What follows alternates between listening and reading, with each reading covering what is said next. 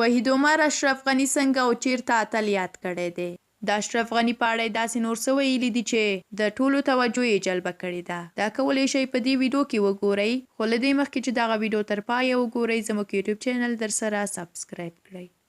وحید عمر په داسې یو محیط کې روزل شوی و چې په هغې کې نورو ته چې د مشرتابه له ټیم سره همغږي نه و او په غلا او بې شرمۍ کې یې ګډون نه کاوه، د ګناهکار او له ژونده لرې پاتې کسانو په توګه ورته کتل کېدل.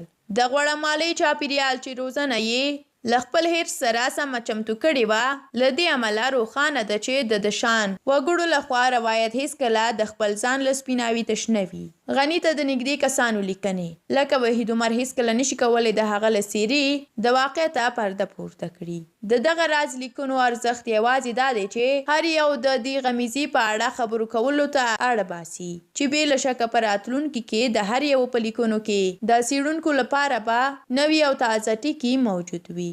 د وحید عمر د بشپړ یادښت لوستونکی د لیکنې په لوستلو سره د کیسې له روایت کوونکي هیله لري چې د سقوط له اصلي تورونو ولسمشر د ملي امنیت سلاکار او د چارو ادارې رئیس په اړه یوه نوې خبره وکړي، ځکه د هیواد د چارو اصلي پریکړه کوونکي دوی وو او د هیواد پوځ د دوی په امر له طالبانو سره د جګړې ډګرونو ته تلل. خو راوي چې د یو متقلب د کړنو د توجیه لپاره لیکنه کړې، د کیسې تر پایه د دوی په اړه څه نه دي ویلي. د هغوی په ځای یې له ولسمشرۍ بهر خلک د غني پر وړاندې د مقاومت کرکټر بولي چې ګواکې د مقاومت پلوي دي. په دې توګه د هیواد لومړی کس چې د وروستي بدلون اصلي مسؤل دی ګرام یې نه بولي. وحید عمر په خپله لیکنه کې اشرف غني د یوازینۍ څېرې په توګه یاد کړی دی چې د وینې تر وروستي ساس کې مقاومت ته ژمن پاتې شوی. دغه سپین بللو ته ځواب دا دی چې په 3 شپو او ورځو کې د ولسمشرۍ سقوط چې ښاغلي عمر بیان کړی ترسره نه شو. د جمهوریت سقوط د اشرف غني په نامه د یوه کس او ورسره کوچني ټیم د یو ناسم سیاست له امله و.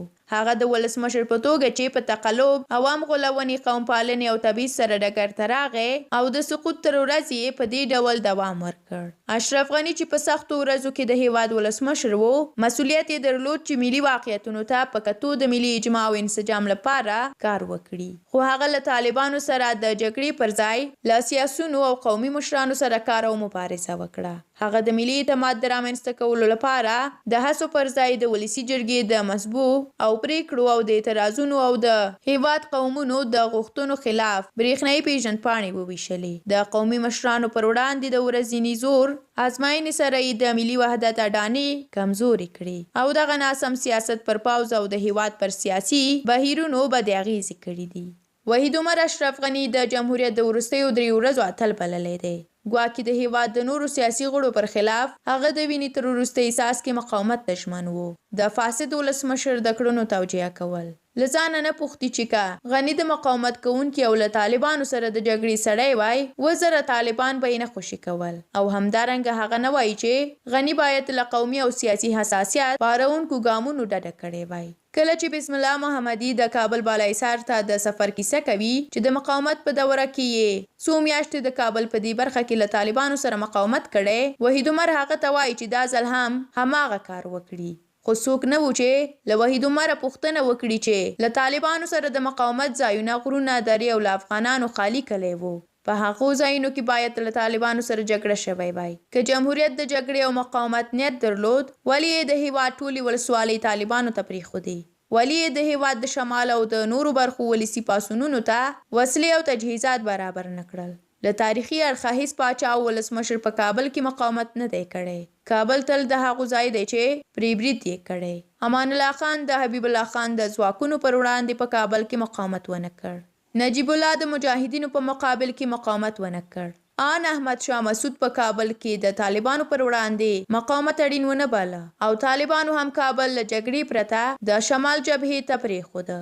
له دې امله په کابل د مقاومت طرحه په داسې شرایطو کې چې د هیواد ټول تجهیزات د طالبانو په لاس کې وو، په داسې شرایطو کې چې سیمې او نړۍ او تر ټولو مهمه ده چې خلکو له جمهوریت مخ وګرځاوه، د تاریخ او د تجربو د بې خبرۍ له مخې وو.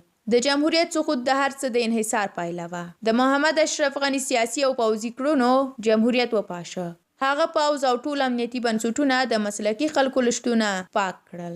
د قلوردوګانو بدلون نااهله کسانو ته د ولسوالیو او د امنیت قومندانیو سپارل چې د امنیت شورا له سلاکار پرته نور چاته یې ځان مسؤل نه باله او د غني ټیم په یوازې سره عمل کول چې ښاغلی عمر یې یوه برخه د جمهوریت کور یې وران کړ.